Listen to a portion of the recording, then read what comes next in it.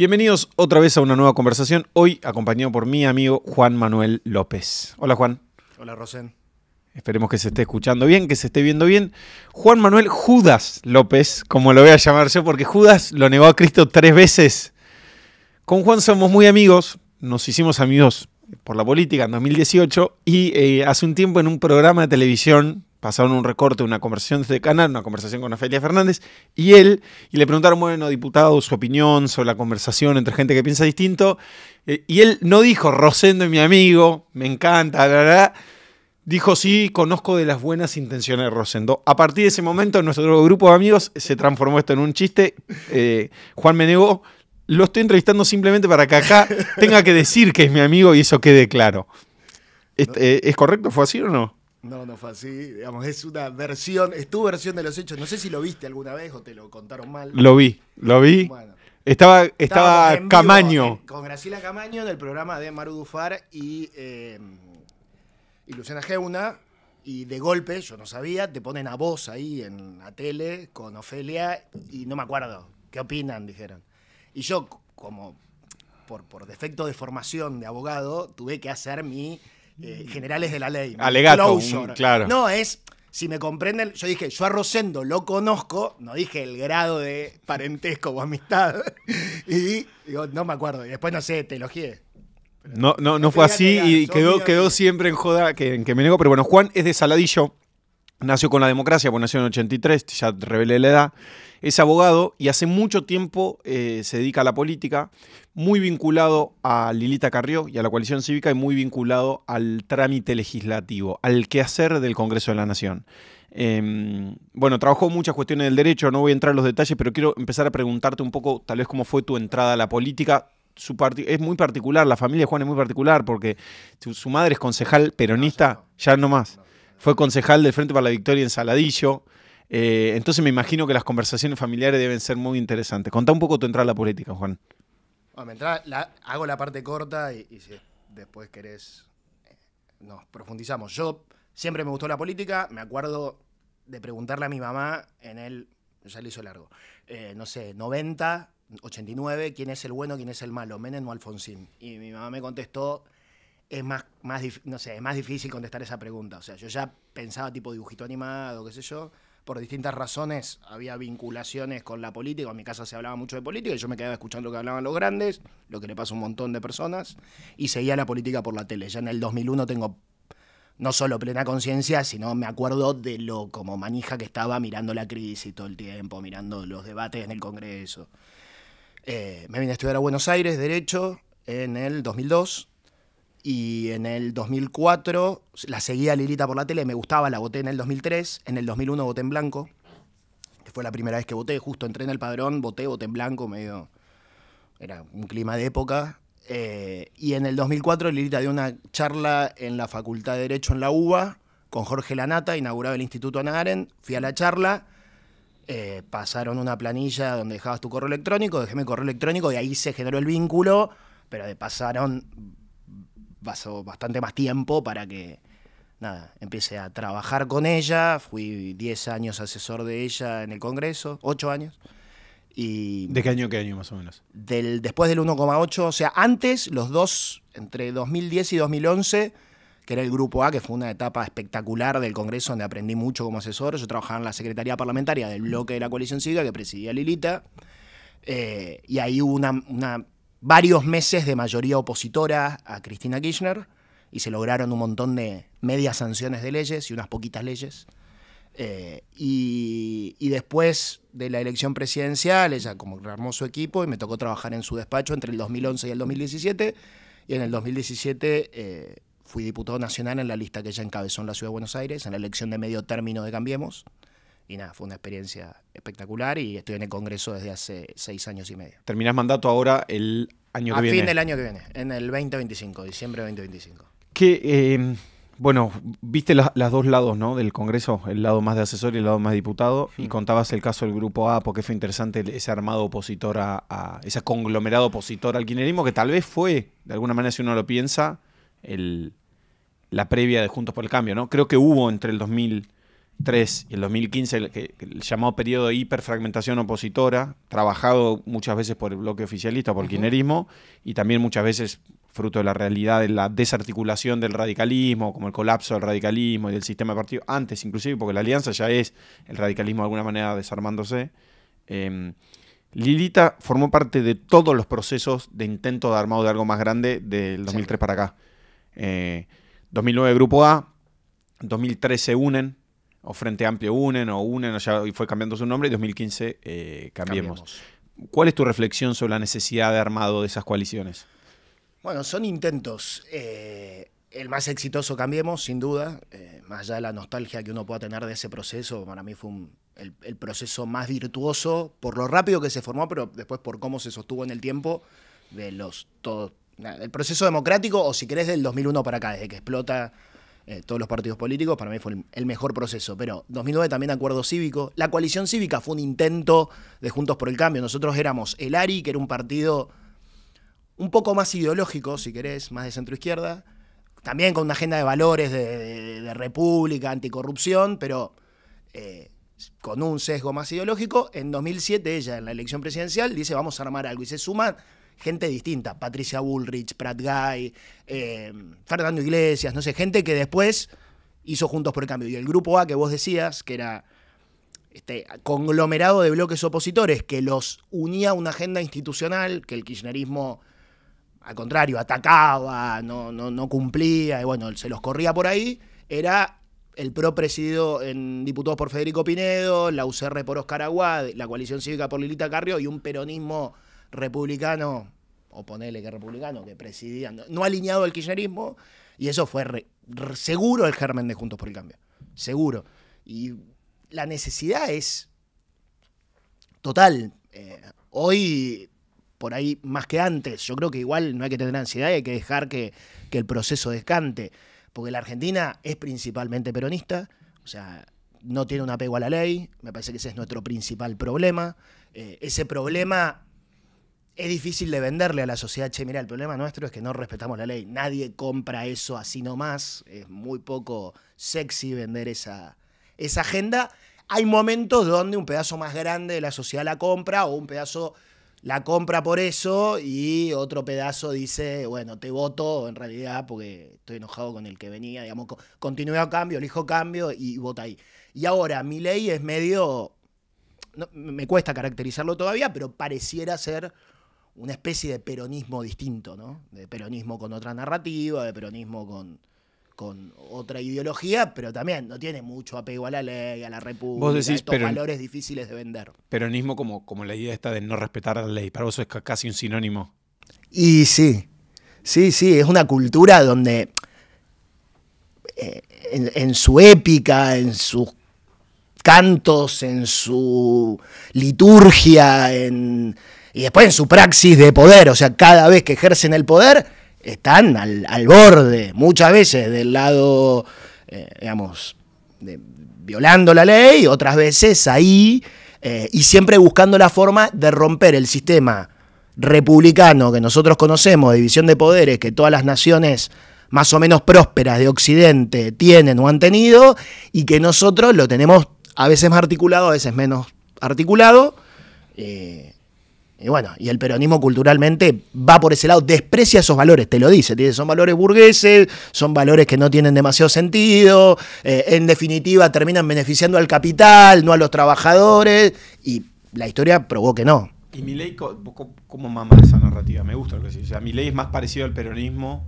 Para mí sí, y se va a ir yendo para ese lado. Él te dice, ahora no me acuerdo la palabra exacta, pero muchas veces como los prolijos, los de buenas intenciones, a muchos de nosotros en estos meses nos calificó de esa manera, como si fuésemos puristas, gente de buenas intenciones, pero que no entiende que hay que jugar fuerte, porque si no, no gana, como si fuéramos medios estúpidos, digamos, medios ingenuos, naif, porque, no sé, en nuestro caso no le queríamos votar delegaciones legislativas, es decir, concederle poderes que son del Congreso al presidente, o porque cuidamos ciertas formas que no tienen que ver solo con su forma de hablar y de incidir en la conversación pública, sino que tienen que ver con un apego a las reglas y a la Constitución, que para nosotros es valioso en sí mismo.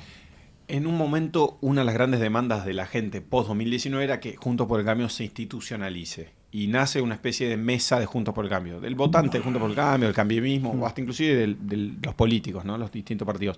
Vos fuiste parte de esa mesa, ¿no? Habría 10 personas, entre las cuales estaban estaba Macri, estaba Patricia Bullrich, estaba Larreta, Vidal, Lustó, vos, Maxi Ferraro, se me está escapando seguramente alguien, espero que no se ofenda.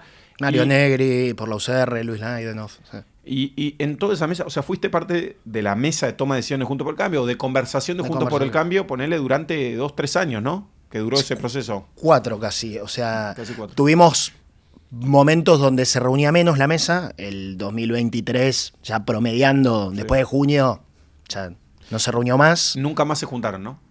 No. ¿Cuál fue la última vez que se juntaron? Vos sabés que no me acuerdo, creo que fue junio o julio del 23, como mesa, reunión formal. Hubo una reunión en Ciudad de Buenos Aires y otra en Olivos, muy buenas.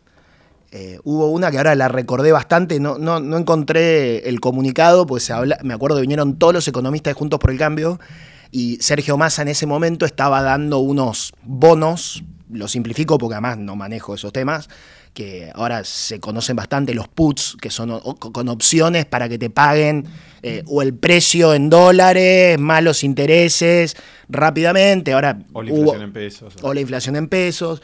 Bueno, me acuerdo que ahí estaban saliendo y tuvimos una de las mejores reuniones porque había mucho contenido y conocimiento técnico de lo que se hablaba. Ahí había economistas de primer nivel. Y salimos muy fuertes. Yo creo que había mucha consistencia en lo que decíamos, en lo que proponíamos, pero después gana las genuinas y legítimas ambiciones personales de cada uno. Y bueno, y la realidad que te impone que venga otra Milei, sí. ¿Qué crees que va a pasar con Cambiemos? Cambiemos no existe más, ¿no? O Juntos por el Cambio. No existe nacionalmente. En muchas provincias funciona como si existiera, digamos, como si existiera nacionalmente. Los partidos siguen trabajando coordinadamente. Por ahí nosotros como coalición cívica, que somos el primo menor de la alianza, estamos menos, pero en muchos municipios de la provincia de Buenos Aires, nuestros concejales siguen apoyando a los intendentes, ya sea del PRO o de la UCR, y funciona ahí. Yo creo que hay un espíritu que está, pero hoy, no, tal cual lo conocimos, no existe más. No descarto que en algún momento se pueda refundar algo parecido, porque lo que nos unía, me parece que era mucho más genuino, no era solo el antikirchnerismo, eso me parece una estupidez del análisis político, decían, no, solo los une el antikirchnerismo y no hay otra serie de valores que los unan y no hay programa. Eso no estoy para nada de acuerdo. ¿Qué pensás que va a pasar con la coalición cívica específicamente? ¿No? Se la ve a Lilita como mucho menos, ahora volvió a aparecer en los canales de streaming y mucha gente conoció como el full personaje, vos conocés mucho el full personaje. ¿Cómo ves a la coalición hoy y qué pensás que puede ir pasando para adelante con la coalición? No sé, nosotros vamos a representar los mismos valores. O sea, hay cosas que nosotros representamos, lo digo con toda humildad, que en general están vacantes en el resto de los partidos. Nuestra agenda anticorrupción, nuestra agenda republicana, es cierto, el PRO republicano, no digo que no, la UCR también, pero creo que nosotros la encarnamos más genuinamente o con más énfasis. La agenda anticorrupción está recontra vigente en la Argentina. No importa si hay más o menos casos de corrupción en la tapa de los diarios. Es una cultura la corrupción que hay que desterrar, no solo por una cuestión moral, sino porque es la contracara de la pobreza y de la falta de desarrollo. Eso se mide la corrupción en los países y nosotros estamos del promedio para abajo hace décadas. Y eso tiene que ver con nuestro clima de negocios. Se hacen menos negocios acá porque hay corrupción. Es más caro hacer negocios en lugares donde la corrupción no se previene de la mejor manera posible. Y me parece que esa agenda es válida. Nosotros, con más o menos votos, representaremos esos valores. Daremos esas discusiones que en cada año o en cada oportunidad son distintas, pero son temas que por ahí nosotros los metemos y otros no los meten. No sé, nos pasó hace poco en el Congreso con el impuesto al tabaco, o con la discusión sobre el régimen de Tierra del Fuego donde se ensamblan celulares caros, o con Ariel Lijo, que es el candidato a juez de la Corte, que hay individualidades que lo rechazan, individualidades que lo apoyan, pero los partidos políticos en su, digamos, institucionalidad no terminan de definirse por esa cosa. ¿Por qué crees que pasa eso? Hablemos del Hijo específicamente, porque yo no termino de entender.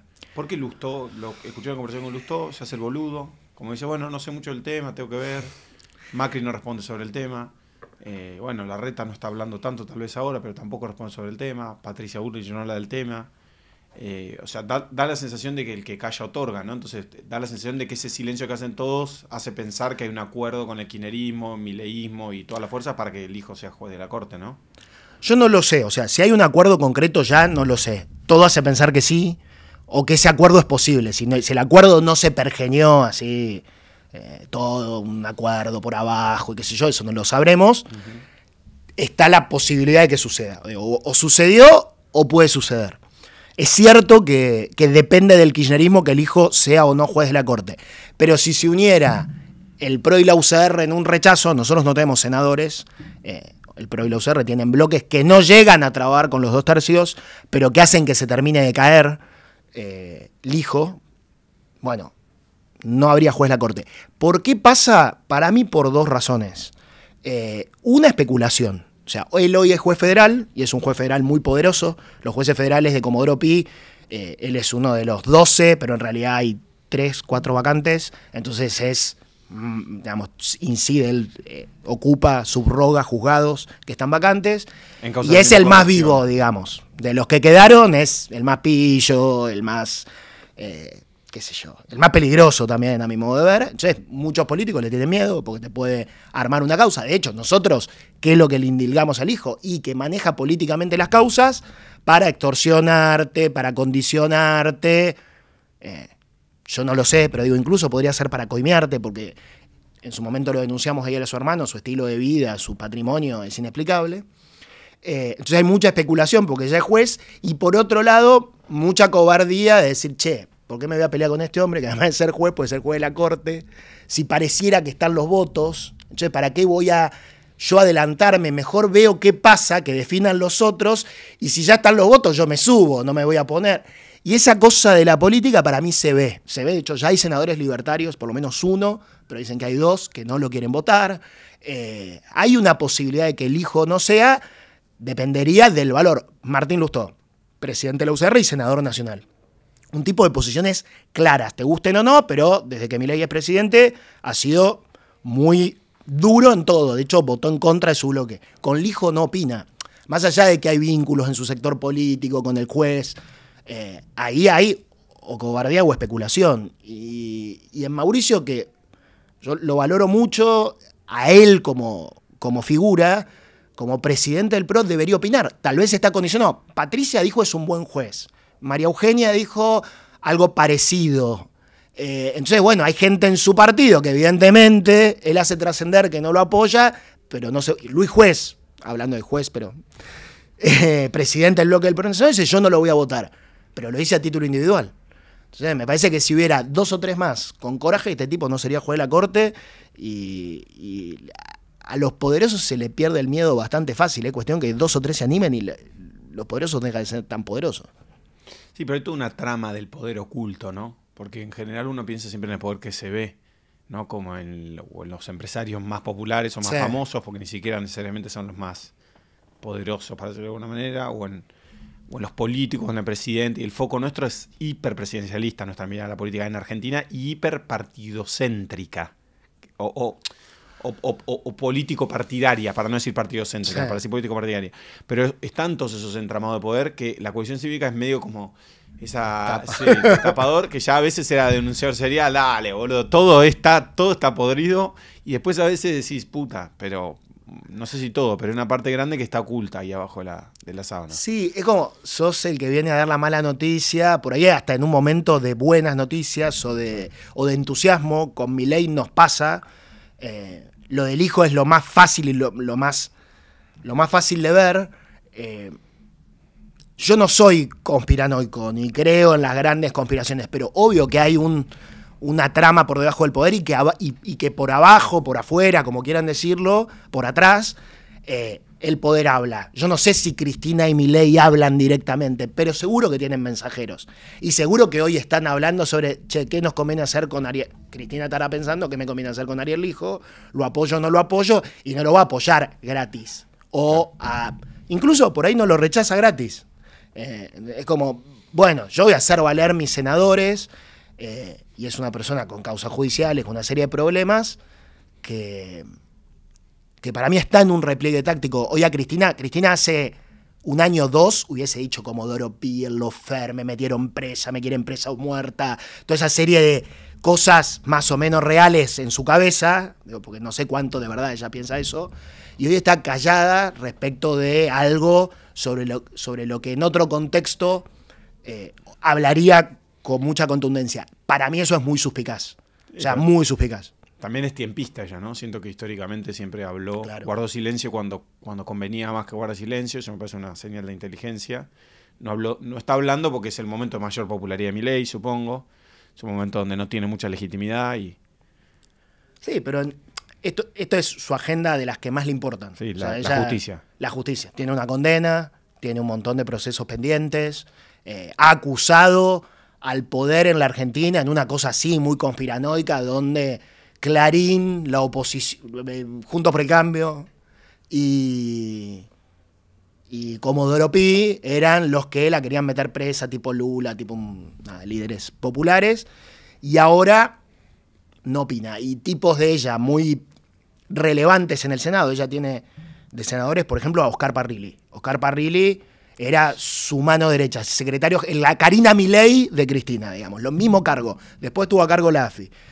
Guado de Pedro también, una de sus manos, también ocupó el mismo cargo que Parrilli y después que Karina Milei. Son sus personas de máxima confianza y no opinan de eso y han opinado toda la vida, algo pasa. Que hay una cosa que me parece que pasa también con la coalición cívica, que es que no le tiene miedo a comerse un tremendo palizón electoral como fue el 1,8, ¿no? Y hay una tensión siempre, como una cierta distancia con el representado, ¿no? Diría que una parte relevante de los votantes de Juntos por el Cambio está muy alineado con Milei. Y a nosotros nos pasa, nuestros amigos nos piden más mileísmo, ¿no? Sí. Nuestro círculo, sí. no nos pide moderación, No. nos pide más exceso. Sí. No obstante lo cual, uno tiene ideas, y esas ideas me parece que hay no sé si es una inteligencia, y para mí cambiar de ideas está bueno, ¿no? Pero sí una mirada sobre lo que puede pasar si Milei va en una dirección u otra. Mi mirada es muy alineada en el punto de vista o en el aspecto económico, ponele, ¿no? O sea, la propuesta económica de Milei, algunas cosas son medio locas, pero en general es un diagnóstico compartido. Nos digo, como son primos hermanos nuestros en su agenda, no la libertaria, sí la liberal, ¿no? Esta idea de que el Estado ocupa un peso desproporcionado en la vida de los argentinos, de que las corporaciones cooptan el Estado para beneficio personal. Total. Y es la agenda de Fede Sturze, para decirlo de alguna manera, es una agenda muy alineada, ¿no? La de desregulación. Ahora hay otras cosas que no, y en lo fundamental mi sensación es de una diferencia muy profunda con el mileísmo, no de forma, ¿no? Porque hay gente que dice, no, las formas no me gustan. A mí no me gusta la forma, no me gusta el fondo. No es que hay algo del fondo en lo que digo, oh, genial. Sí está este aspecto. Muy posiblemente, si esto sigue en esta dirección, y estoy haciendo un futurismo delirante, el año que viene, si Milei sigue bajando la inflación, probablemente sea un año de un gran éxito electoral de Milei. Y mucha gente dice, bueno, pero estén cerca de Milei que va a ganar. Y yo digo, obviamente yo no estoy en política partidaria, pero me importa un carajo. Me importa un carajo perder el año que viene y sacar un punto si es hacer boludeces. Porque al fin del día, si creo profundamente que esto no va a funcionar, aunque el año que viene el tipo saque 70 puntos, en otra elección puede las cosas reordenarse, o inclusive el resultado social no se mide solamente por los votos que sacan en una elección. No es tu aporte a la realidad, solamente ser popular. Que siento que es hacia donde giraron muchos dirigentes del PRO, que lo van a aplaudir a Milei y a Luna Park, o hacia donde giraron muchos dirigentes Juntos por el Cambio, que sí, están más preocupados por ver quién es más mileísta que por aportar algo a la conversación. Sí, o al contrario, por quien es más opositor digamos, a toda costa. Y claro, vos decís, che, pero hay cosas, en algunas cosas tenés que acompañar, porque no solo porque te lo pide tu electorado, porque lo requiere la Argentina, porque el tipo no tiene diputados, no tiene senadores, y tiene que pasar algunas reformas. Y sí, para mí eso es muy importante lo que decís. O sea, porque si no, ¿qué representás? O sea, representás solamente lo que circunstancialmente está pensando una sociedad y no tenés tus propias ideas y no querés liderar a una sociedad hacia un lugar. O sea, ¿qué diagnóstico tenés de cuáles son los problemas de la Argentina? Para mí, uno de los problemas es esta falta de apego a la ley, a la república, este desarrollo mal pensado, la no desregulación, los tongos, los privilegios de sectores económicos. En alguna de esas cosas, efectivamente, podemos coincidir con Milei, en los valores republicanos no, porque genuinamente creo que no los tiene, y vos tenés que hacer tu diagnóstico y tratar de llevar a la sociedad a esa solución. Y te digo más, yo creo que así saquemos pocos votos, la coalición cívica o lo que se abstraiga de ser comido por la oposición furiosa o por el mileísmo obsecuente, somos mucho más valiosos, y eso yo le digo a mis amigos, es mucho más valioso que nosotros representemos otra cosa porque moderamos en el buen sentido a Milei, no es que lo moderamos en su faz más transformadora para bien, más desreguladora, lo moderamos en el mejor de los sentidos y lo apoyamos en lo que está bien y le tratamos, le demandamos a Milei. O sea, yo le demando a Milei, mirá Milei, el régimen de Tierra del Fuego, un tipo como vos, una fuerza política como la tuya, en algún momento lo tiene que terminar o lo tiene que empezar a revisar. Y así como el régimen de Tierra del Fuego, otra serie de prebendas que tienen sectores de la economía. Lo mismo con el tabaco, lo mismo con Ariel Lijo, lo mismo con cualquier cosa en que uno le pueda aportar a su agenda y que él, por la coyuntura, por el pragmatismo que tiene que tener, o porque en realidad no era tan genuino su liberalismo, no lo puede, no lo quiere o no lo sabe hacer. Yo creo que somos mucho más valiosos en un centro, hoy más chiquito, tal vez dentro de un tiempo más grande, que le demande a Milei, le demande al kirchnerismo, le demande a todo, porque tampoco me plegaría nunca a hacer esta cosa, no sé, como anti-Bolsonaro, ¿no? Entonces ese frente enorme. Hoy acá no hay un Lula para ir todos atrás de Cristina, de Axel o de Grabois, y no, muchas gracias. Fuerte, pero es verdad. Y sí. ¿Cómo se convive con una Lilita, ¿no? Porque Lilita tiene un aspecto político muy relevante, diría que es una de las grandes políticas argentinas, ¿no? Hace 30 y pico años que está en la primera plana de la política, desde su vínculo constitucional, digamos, con este nuevo orden, a liderar políticamente, hasta casi ser presidenta de la nación. Podría haber sido, ¿viste? No estuvo tan esos 6 puntos, 7 puntos. Estoy exagerando, ¿no? No, estuvo muy cerca. Y por otro lado, tiene esta cosa medio ecléctica de constitucional y el derecho, y después tiene toda esa cosa más esotérica, religioso, espiritual. Parece medio liderazgo populista por momentos, ¿no? Como su forma de argumentar. Populista en la forma, quiero decir, como pasional.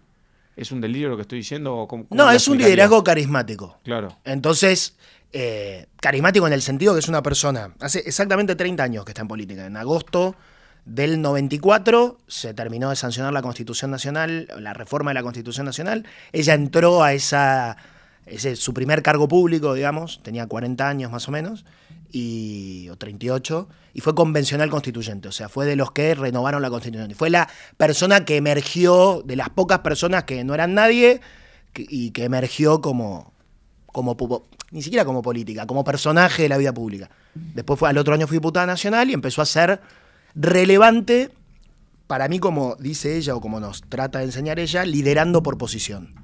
O sea, cuando vos liderás por posición, tenés una posición bien clara sobre los temas, tenés más o menos votos, tenés más o menos, qué sé yo, legitimidad, pero tenés escucha, porque decís algo distinto y decís algo claro, nítido, algo que tiene algún sentido. A veces te escuchan para contradecirte, para putearte, no importa, pero decís algo.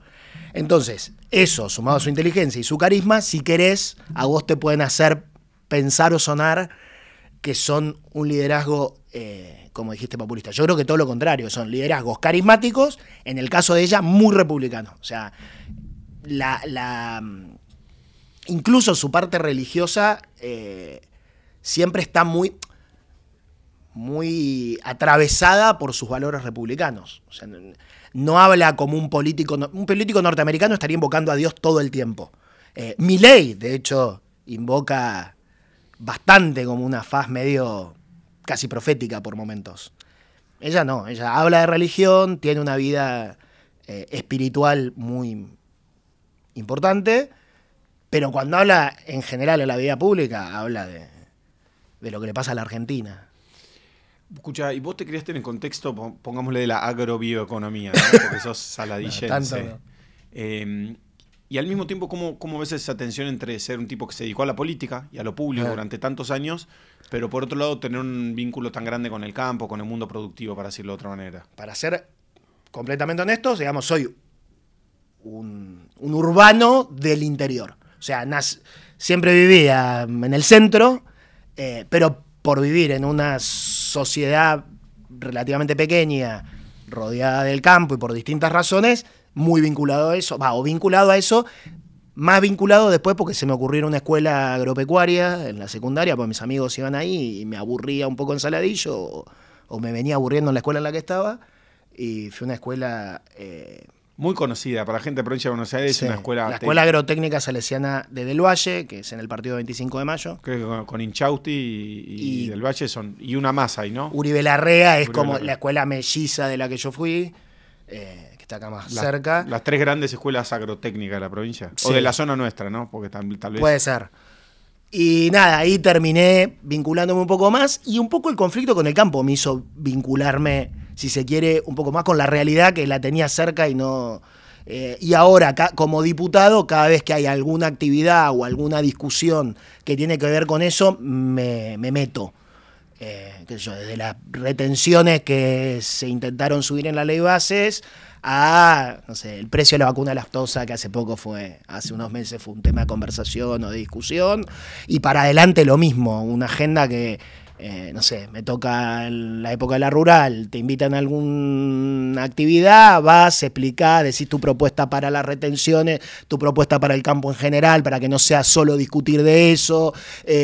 La discusión, si se quiere, que hubo varias veces, desde que soy diputado, pero antes también, la tensión entre medio ambiente y agro, que es interesante. Ahí me encanta meterme, porque me parece que hay una cantidad de prejuicios de los dos lados, pero tiendo, por ahí por defecto de donde vengo, a pensar que más del lado del medio ambiente, que hay un prejuicio total sobre el agro. Por supuesto, qué sé yo, no me quiero meter en quilombos, pero...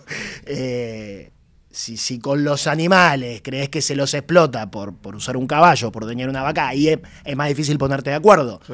Pero... Hay una diferencia cultural muy grande. Claro, ahí ya entramos en otra discusión. Escuchá, mejor me corro de ahí. No, está bien. Y aparte la tenés.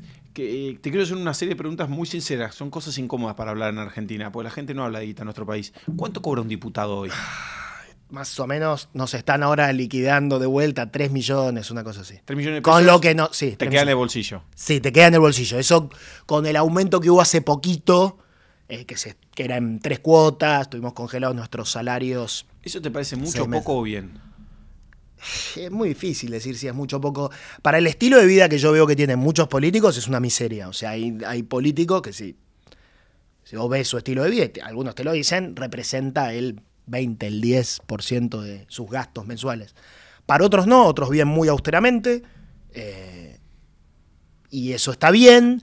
Para mí es poco para lo que debería ser un país estable, con desarrollo y con cierta justicia, y se debería ganar un poco más. En este contexto no se puede dar esa discusión, me parece, o es muy difícil de dar esa discusión. Después, cuando vos ves que hay gente que no puede explicar que tiene más ingresos, hay otros que sí, que genuinamente los tienen otras actividades, o tienen guita, o porque su familia tenía guita, o porque tenían un negocio de algo, pero en los países del mundo en general se gana mejor. Lo que pasa es que los diputados somos los más odiados creo que estamos abajo nuestro, sí, puede estar los genocidas, algún cura pedófilo y no sé si hay alguna institución. El Poder Judicial, ahora el Poder Judicial está supuestamente peor visto que el Congreso. Pero ¿y cuán al pedo está un diputado? Depende del diputado. Para algunas personas es una beca, yo lo reconozco. O sea, hay gente que vos decís, nada, cobra un sueldo todos los meses. Y no hace nada. Y por ahí no hace nada. Viene a una sesión, va a una comisión, pero sí, eso existe. Pero que exista eso no significa que haya otro grupo de diputados que trabajamos mucho todos los días, tratamos de hacerlo responsablemente y tenemos una responsabilidad relevante y nos metemos con temas espinosos y nada, y en 4 años nos vamos y salimos al mercado laboral como cualquiera. Yo, dentro de 1 año y pico, saldré al mercado laboral si no me toca seguir en la política. Y bueno, salí con lo puesto, no, nadie se hace rico con esos sueldos. ¿Y qué te genera a vos toda esa discusión que hay en torno a de que está socialmente muy mal visto, ¿no? Porque me imagino que debe haber una dosis, vos que sos muy judeocristiano. Católico cultural. Sí, católico cultural. Sí, pero tenés todas las... Así le dije a un obispo cuando cumplís nos todo hablaban del aborto. Pero, ¿qué te genera con la mirada social? Me imagino que te debe generar culpa, te debe generar incomodidad. Es incómodo que te lo pregunten, o sea, no que me lo preguntes vos, sí, también, pero digo, cuando te lo preguntan en una comida, o sea, te pasa que vas... Mis amigos más amigos son los que menos me lo preguntan, pero vas a una comida X random y uno se le ocurre, está el diputado, ahora le voy a preguntar cuánto gana y sí, qué sé yo, no es cómodo, lo decís con cuidado, te da bronca, a mí me frustra. En este año cuando empezó todo, la antipolítica de Milei, yo dije, yo me voy a la mierda, o sea, teníamos... No sé, diciembre inflación 25, enero inflación 20, febrero creo que fue, ahí bajó bastante, 11, 12, no me acuerdo.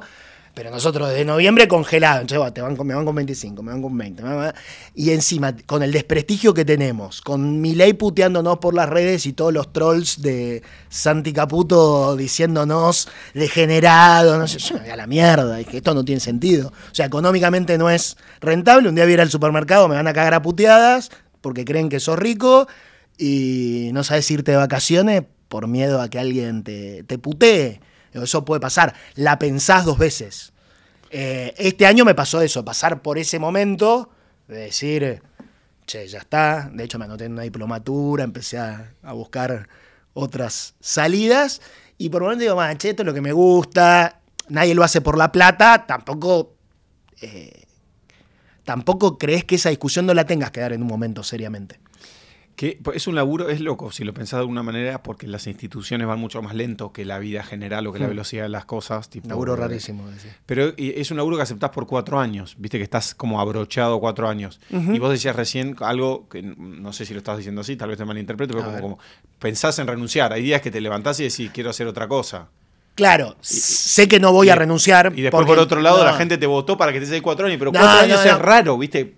Es como muy rígido, si lo pensás de alguna manera. Bueno, sí, han renunciado. Digo, Facundo Moyano contó acá cuando él renunció, fue diputado, creo. Nosotros, o sea, yo no lo haría. Me parece que, aparte, tenés un compromiso con tu partido, todo, y aparte, no te puedes guiar por la sensación de un día o de un mes de cómo estás y de qué está pasando, de que nos están puteando en la calle. No, a mí nunca me putearon, o sí, pero muy... más circunstancial, más en contextos donde puteaban a más, ahí a la salida del Congreso, eso sí, pero nunca pasé un mal momento, pero lo pensás. Decís, bueno, no lo voy a decidir por lo que está pasando ahora. Sí decidís, cuando termina esto, ¿qué hago? ¿Sigo en esto? ¿No sigo en esto? Ya está, ya despunté el vicio, ya lo hice, ya hice el clic y hago otra cosa. También pensás, es sano hacer otras cosas. Sí, está bien. En la Cámara son 257 diputados. ¿Compartiste Cámara con Máximo? Sí, todavía. ¿Compartís todavía? ¿Con Martín Menem? ¿Con Milei? Con Milei, con Victoria Villarruel, con Lilita Carrió. ¿Se conversa mucho entre todos los partidos? Más o menos, depende del momento. A mí me tocó ser diputado oficialista. O sea, yo asumí en diciembre de 2017, primera sesión, la de las toneladas de piedra a Macri. No sé, yo por lo menos no hablaba con el kirchnerismo, con nadie. O sea, a lo sumo, de lejos, un saludito con alguno que te hacía así o te miraba. Yo no hablaba. Una vez me acuerdo que nos tocó una reunión por un conflicto que había, hablar con Agustín Rossi, que era el presidente del bloque, y era todo, Emilio Monzó, Mario Negri, Silvia Los Penato, Nicolás Mazón, todos hablando con Agustín Rossi, Lilita. Había que destrabar una situación de una ley, y era un despelote. Pero no hablábamos. Antes sé que tampoco, o sea, en la época de Cristina presidenta, donde ellos tenían mayoría que les sobraba, no hablabas. Salvo algún vínculo personal porque se conocían de antes, nada. Después, en el gobierno de Alberto y de Cristina, se empezó a relajar un poquito porque estaba muy equilibrado el Congreso. Nosotros teníamos 119, ellos 120, y en el medio un grupito que definía. Y ahora empezás a hablar un poco más. De hecho, hemos convocado sesiones que ha venido el kirchnerismo por la fórmula jubilatoria, y cada vez se va aflojando un poco. Pero el año pasado, por ejemplo, que hablábamos, de golpe me desperté el 1 de enero del 23 y hacían juicio a la Corte Suprema, juicio político. Así, ¿qué voy a hablar ahora con estos tipos? Tengo que ponerme en el rol de defender la institucionalidad y decirle todo lo que pienso toda la vida, y durísimo, y no aflojarle, porque si no te pasan por arriba. Entonces es medio difícil. Hay en la iteración del vínculo, digamos, en la repetición de la conversación, un track record, una historia. O sea, vos venís, capaz que hay gente que compartí hace 4 o 8 años la Cámara de Diputados, el tipo te dijo voy a hacer esto, y al día siguiente... no sé si incumplió su palabra, pero si no, se te saca otro conejo de la galera y decís, hijo de puta, me estás cagando. Sí. Yo con ellos, es difícil decir ellos y quiénes son ellos, claro. El kirchnerismo. Me acuerdo, me tocó hablar con Guado de Pedro, en ese momento ministro del Interior, porque había que, por la pandemia, no es que había que, pero estaba la posibilidad de correr las PASO, de modificar el calendario electoral. Está establecido por ley qué día se vota la PASO y qué día se vota la elección general. Y medio como, yo me meto en esos temas, pues los electorales me gustan y he sido apoderado de las alianzas en las que estamos, bueno. Y me tocó hablar con el ministro del Interior por teléfono, qué sé yo, después hubo una reunión más institucional y me tocó hacer el seguimiento del tema casi por Todos Juntos por el Cambio. Y cumplió, qué sé yo, está bien, era muy difícil no cumplir en eso, fue serio el proceso, pero como te digo, después, al otro año no, al principio del 23, te aparecen con una cosa así. Entonces, cada vez que hablas con el kirchnerismo, yo hablo con una base de desconfianza muy grande. En general, no nos ha pasado en las pocas conversaciones que hemos tenido que no hayan cumplido, pero tomaste tantos recaudos que a veces decís, ¿cumplieron por los recaudos que tomaste o cumplieron porque cumplen su palabra? Con Massa, cuando era presidente de la Cámara, ahí sí bueno, porque es no sé si lo digo con respeto, pero lo digo... Un animal político. No, es un mitómano, un animal político, pero te quiero decir, es un mentiroso serial. Entonces, ibas a las reuniones con él siempre con testigos. Claro. Obviamente, un tipo muy inteligente. De las reuniones más desafiantes que me ha tocado estar, era con Massa, presidente de la Cámara, o sea, ¿dónde me está engañando? ¿Dónde nos está metiendo el perro?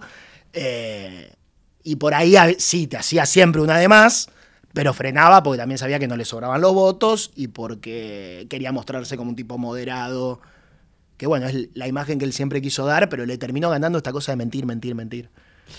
¿Te genera esperanza las nuevas generaciones en la Cámara o en la política en general? ¿Sentís que hay un corte generacional o decís, nada, es lo mismo que el vínculo más con los más grandes, ponele? Sí y no, o sea, hablamos más llanamente, no hay tanta como vueltas para hablar, incluso si tenés que hablar de, che, como pará, bajá un poco, no te digo el ego, pero de decirle, hay mucho de ego en la política, bueno, vos lo conocés muy bien y pues porque trabajaste con él, todo lo que escribe Marcos Peña en su libro, no me acuerdo si pone un porcentaje, pero dice que en gran parte emocional los vínculos políticos, eso es así. Con las generaciones más grandes cuesta más atravesar esas barreras emocionales, es como que hay toda una parafernaria, hay una cosa de cómo moverse, y de cómo vincularse, y de cómo dirigirse, y qué sé yo, y de cómo, de dónde se sientan hasta qué lugar tienen en la conversación. Con las generaciones más jóvenes hablas mucho más llano, pero hay gente que vos ya ves que es joven y que está repitiendo esos patrones, y que su narcisismo o su ego o su mambo de joven y ya le están impidiendo vincularse normalmente y van a ser gente rota, o ya están rotos, pero digo, van a trasladar sus problemas a la vida pública y a la conversación con su generación. Eso lo identificás. Estamos pensando en el mismo diputado, me parece que estamos pensando en el mismo diputado. Provincia de Buenos Aires, hablemos un poco. ¿Cómo lo ves a Kicillof? Kicillof parece ser el heredero del kirchnerismo, no está tan claro, también está guardando un silencio, siento que prudente. Giró en una dirección distinta, necesariamente hay como una especie de enfrentamiento entre la Cámpora y él ahora. ¿Qué es lo que ves vos del gobierno o desgobierno de Kicillof y qué expectativa tenés para adelante de lo que pueda hacer él como político? Parece que más allá de las internas que puedan tener todos ellos, evidentemente es como el que mejor encarna el discurso kirchnerista más tradicional, más puro, más parecido a Cristina. Evidentemente representa algo. En la provincia de Buenos Aires representa más de lo que se representa en el país. Tenemos que tener presente los que hacemos política que Milei salió tercero en la provincia de Buenos Aires. O sea, ganó Kicillof la provincia de Buenos Aires, no solo la gobernación, sino que ganaron los diputados, todo de Kicillof. Segundo había salido Juntos por el Cambio, por poquito, y atrás Milei. O sea, Kicillof evidentemente representa algo y no está mal visto por un porcentaje importante de la sociedad bonaerense. Y la sociedad bonaerense, que con vos lo hemos hablado muchas veces, no se identifica como bonaerense. Uno es de Saladillo, de Carlos Casares, de Bahía Blanca, de Mar del Plata, de Lanús, de qué sé yo, de Pigüé. Sí, siento que hay más similitudes tal vez entre el interior productivo, se siente claro. en la misma provincia, o sea, yo me siento parecida a mi infancia, a la de un pibe de Saladillo, Sí. pero sí siento que hay grandes diferencias entre lo que es conurbano y lo que es ponerle tal vez la costa. Pero la costa inclusive también parecido. Yo te diría, para mí la gran diferencia es conurbano e interior. Sí, total. Son dos realidades distintas. Dos realidades. Pero nadie dice soy bonaerense. O sea, y cualquiera dice soy cordobés, soy catamarqueño. No importa si vive en Río Cuarto o sea, se identifica también como cordobés. Nosotros no nos identificamos como bonaerenses. Mi referencia era la ciudad de Buenos Aires cuando estaba en Saladillo. A veces La Plata, porque qué sé yo, iba al médico a La Plata, ponele a ver un especialista. Pero capaz que si teníamos que ir a comprar algo particular que no había en Saladillo o a pasear, veníamos a Buenos Aires. Y esto lo digo ¿por qué? Porque a Kicillof no sé cuánta responsabilidad se le adjudica de lo que pasa en la provincia de Buenos Aires. En general, se le adjudica al intendente y se le adjudica al presidente. Y el gobernador va surfeando, excepto que estallen quilombos grandes, como muchas veces han pasado, de seguridad o de lo que sea, donde aparece de vuelta el gobernador. Kicillof la va llevando bien, con lo cual yo creo que va a ser un tipo competitivo si es candidato a presidente, porque no puede ser reelecto. Y además, no tengo dudas de que va a ser el candidato a presidente. No tengo dudas, me parece lo más probable. Y insisto, creo que el kirchnerismo está en un repliegue táctico, como vos dijiste, Cristina es más tiempista, está mirando, pero cuando sea el momento oportuno, van a salir a representar de vuelta y no hay que subestimar a esa fuerza política. Tampoco hay que decir si le va mal a Milei vuelve el kirchnerismo, porque no es tan lineal la cosa, pero no hay que subestimarlos y hay que prestarle mucha atención a la provincia de Buenos Aires y pensar que haya de vuelta una persona con vocación y con equipo y con el liderazgo suficiente para poder volver a gobernarla, sobre todo si querés gobernar el país. Aunque ahora está todo en crisis, ¿no? Porque Milei gobierna sin un solo gobernador y gobierna. Pero digo, no sé cuán sustentable es eso. Y me encantaría transformar a la provincia de Buenos Aires. No, porque y aparte la provincia de Buenos Aires tiene particularidades. No es lo mismo que Nación. Yo siento que es más fácil llegar a hacer lo que hizo Milei que ganar la provincia de Buenos Aires, ¿no? Claro, sí, bueno. Ganarle al peronismo a la provincia de Buenos Aires es casi un desafío imposible, casi diría. Y no, ocurrió en 40 años 2 veces. Por eso. Y sí, uno lo minimiza. Y por otro lado, divididos es muy difícil. Y sí es verdad que tampoco parecía cuando asomó María Eugenia y tampoco parecía cuando asomó Axel, ¿no? No parece ser que hay alguien que asome. Del menú de opciones que hoy hay arriba de la mesa, yo no veo ninguno gobernadoreable de la provincia de Buenos Aires.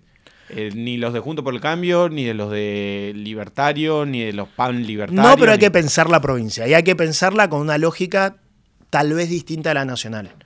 Y hay que pensar los municipios y ahí tiene que haber... Yo no creo en eso de la identidad bonaerense, o sea, me parece que hay que pensar a la provincia como el conjunto complejo de municipios y de territorios que es el territorio más grande, más rico probablemente y más poblado de la Argentina y con más problemas. Bueno, hay que darse una discusión para ese territorio. Probablemente el año que viene no podamos dar esa discusión, porque cada uno va a estar tomado por la discusión nacional y además es una elección legislativa, entonces no hay que dramatizar tanto esas elecciones. Nosotros vamos a proponer nuestros valores en esa elección legislativa y creo que la sociedad se tiene que tomar la libertad de poder elegir, sabiendo que lo que está eligiendo son diputados para un Congreso que pone límites o aprueba leyes o propone otra agenda y nada más. No se está definiendo. El futuro.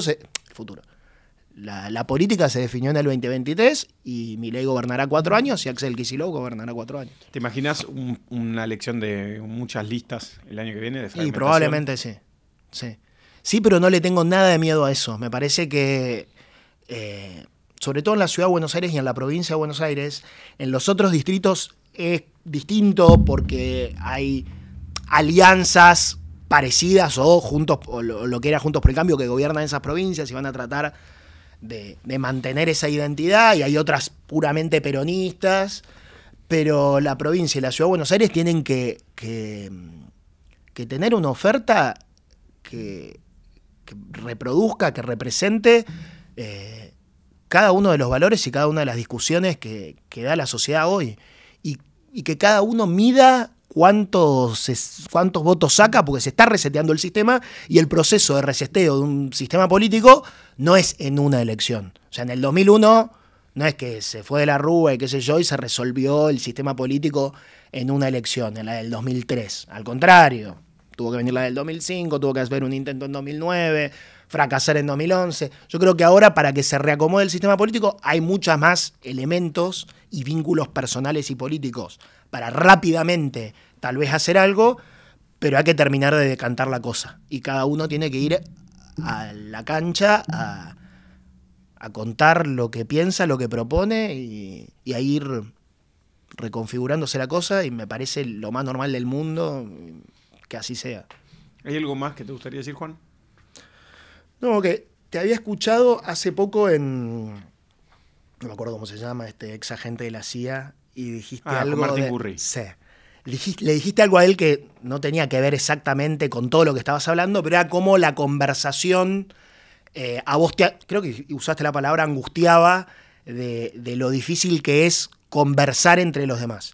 Y me preguntaste si hablamos en el Congreso o no. Para mí es clave conversar con los demás, con todas las precauciones del caso, con todas las desconfianzas del caso, no importa, pero hacer el intento me parece bien. Y como amigo reconozco esa conversación con Ofelia Fernández, que es muy valioso que alguien como vos se anime a hacerlo.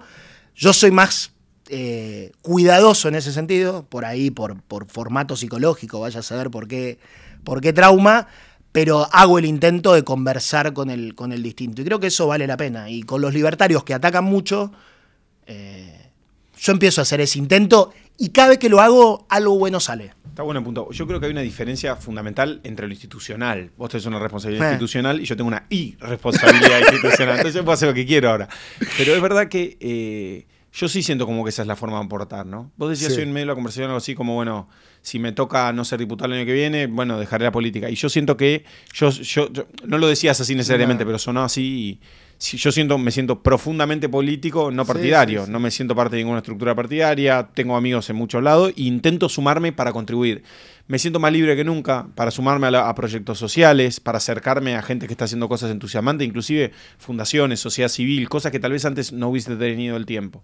Y hoy tengo más tiempo para eso. Y siento que ojalá, lo que vos decís, pase. Ojalá que haya gente que entre, escuche la charla de Claudio Suchovicki, muy optimista sobre el gobierno de Milei y con una mirada, y que escuche la que se publicó de Hernán, la Cunza, o que escuche la charla de Tomás Borovinsky, hay gente más conocida, o Luz Borjard, hay gente más conocida. Yo le recomiendo dos de las tuyas, de las que vi, no vi todas, pero para mí una gran charla es la de Juan Grabois, porque es un tipo que por lo menos yo pienso muy distinto que él, y fue súper interesante la charla, y la de Gustavo Lopetegui, que pienso casi todo como Gustavo Lopetegui, pero no deja de sorprenderme la lucidez. Y me encantaría que todo el kirchnerismo pueda escuchar la charla de Gustavo Lopetegui. Y de paso un chivo que está bueno. Y nosotros participamos de una institución que se llama CIAS, donde es una escuela... Le mandamos un beso muy grande a Rodrigo Sarazaga. A Rodrigo Sarazaga, que es un lugar que intenta desde el año 2015 hacer esto. Y me acuerdo que una vez, charlando con Rodrigo, le digo, todavía era gobierno Juntos por el Cambio, le tenés que traer a Gustavo Lopetegui. Fue poca gente, no me acuerdo por qué, pero los que fueron, muchos peronistas quedaron fascinados. Y mi gratificación, digo, que alguien que no piensa como ellos lo escuche y que vea que hay algo genuino, que hay algo positivo, que no es ni un estúpido ni un maligno, creo que decía este hombre que entrevistaste, estoy muy mal. Martín Gurri. Martín Gurri, el que piensa distinto, el que no votas como vos, el que votás distinto como vos, bueno, ya es traspasar algo que es súper valioso, que nos enriquece a todos. Sí, también creo que hay que tener los huevos de poner la legitimidad del vínculo y cuidar que eso salga bien, ¿no? Que a mí me pasó, lo cuento, que después de la charla con Ofelia en vivo decimos, che, tenés que venir a conocer el campo para que tal vez bajes unos prejuicios, y ella me dice, dale, y vos deberías conocer algo de la economía popular. Yo tal vez conocí algunas experiencias, conocimos algunas otras con ella, y creo que los dos salimos mejor y transformados por eso. Y me pasó a lo largo del tiempo que obviamente hay gente del otro lado, muchos que vinieron a conversar acá, que son una paja, que la verdad que no puedes hacer nada, y que en el post no puedes hacer nada, pero bueno, los conocés, entendés quiénes son, entendés mejor cómo piensan, y hay mucha gente con la que sí.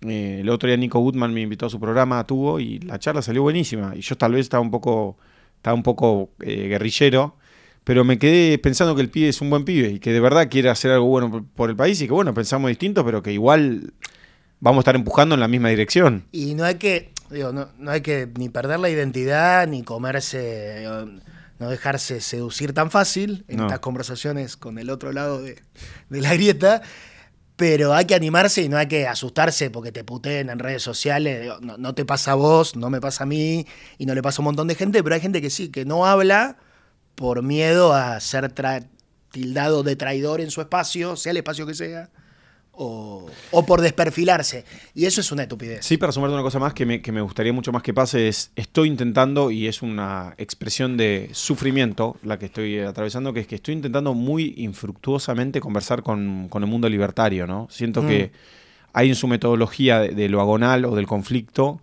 una barrera al diálogo, porque cuando viene el diálogo, la puta, decís. Como dice Emilio, yo solo escuché decir esto a Emilio Monzón en una nota con Novarecio, que él dice, bueno, y un día conoces al otro y entra el otro en tu vida y te cagó. Porque una vez que entra el otro en tu vida, ya perdés la certeza de tener vos la razón o que el otro... Y ese punto para mí, yo todavía no lo logré romper con ellos. Conversé estoy diciendo, la primera plana, con 15 personas en la primera plana, todos tienen miedo a conversar, hay como una especie de bozal mediático. Una cosa muy loca, porque yo respetaría sus ideas, pero bueno, ojalá que esto se cumpla. Sí, hablaría una hora más de ese tema porque es muy interesante. ¿Por qué? ¿Qué pensás? No, porque ellos están en su proceso. Yo creo que hay que darles tiempo, en algún momento van a hablar.